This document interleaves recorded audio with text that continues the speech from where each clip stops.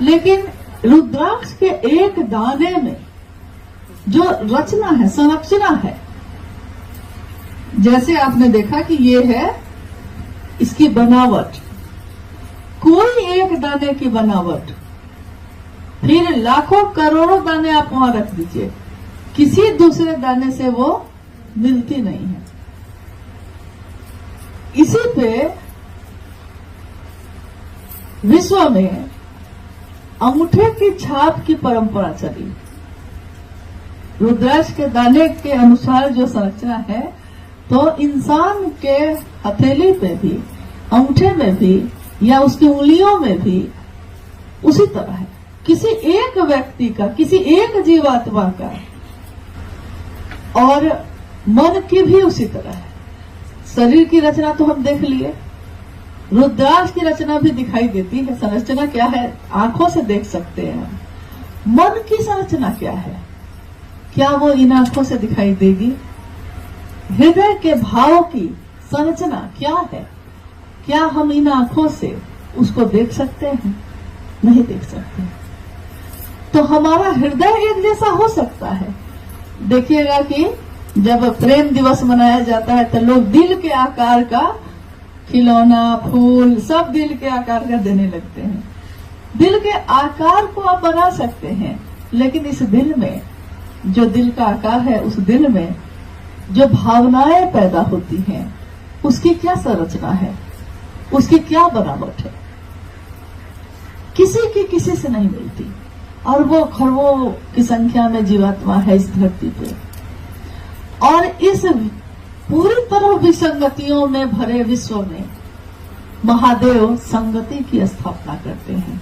संगति की यानी एक साथ बैठा देते हैं, एक सोच पे खड़ा कर देते हैं। एक सोच, शिव की शिष्यता क्रांति है, शिव की शिष्यता जागरण है।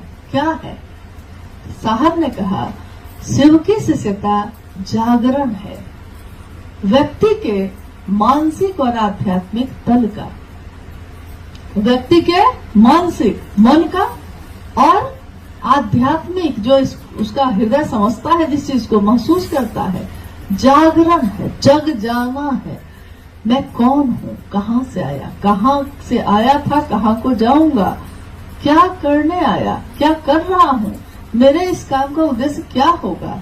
यानी अब वो जगा हुआ है, सचेत है, सजग है, हर चीज के प्रति, प्रकृति के प्रति, व्यक्ति के प्रति, इंसानियत के लिए। इंसानियत जो इंसान में अब बहुत कम दिख रही है, लेकिन शिव का शिष्य अब इसके लिए जग रहा है। जीव शिव होगा, जीव होगा तब न शिव होगा। लेकिन जीव के रूप में क्या हम जीवात्मा हैं? वो जीवात्मा है पशु से भी नीचे, जिसकी वृत्ति चली गई, पशु से भी नीचे। पशु भी एक क्षण को विचार करता है, सोचता है, किसी से नफरत करता है तो किसी से प्रेम भी करता है।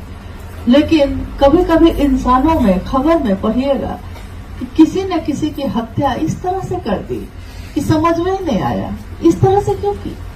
किसी ने किसी को मानसिक और शारीरिक यातना इस तरह से दे दी कि समझ में ही नहीं आया, क्यों किया ऐसा? यानी पशु से भी नीचे की वृत्ति है। अब 50 वृत्तियों में यह शरीर चलता है। पशु की वृत्ति से जीव की वृत्ति पे पहले वो आएगा, तब न शिव होने की प्रक्रिया चलेगी। ये जीव जिसमें मानव का गुण हो, मानवीय गुण हो, सहानुभूति हो, प्रेम हो, और दूसरों के दुख को देखकर जो दुखी होता हो, वो जीवात्मा जिसमें करुणावतारम शिव का गुण है, करुणावतारम है वो शिव, करुणा जिनसे निश्चित होती है वो है शिव। तो जीव भी उसमें गुण होगा ये। तो साहब ने जो ये तीनों सूत्र दिए, इन तीनों सूत्रों का पालन करते करते हमारा मन एक तो जगत के लिए भी जगा, लौकिक और पारलौकिक दोनों जगत के लिए सजग हो गया। जब हम जगेंगे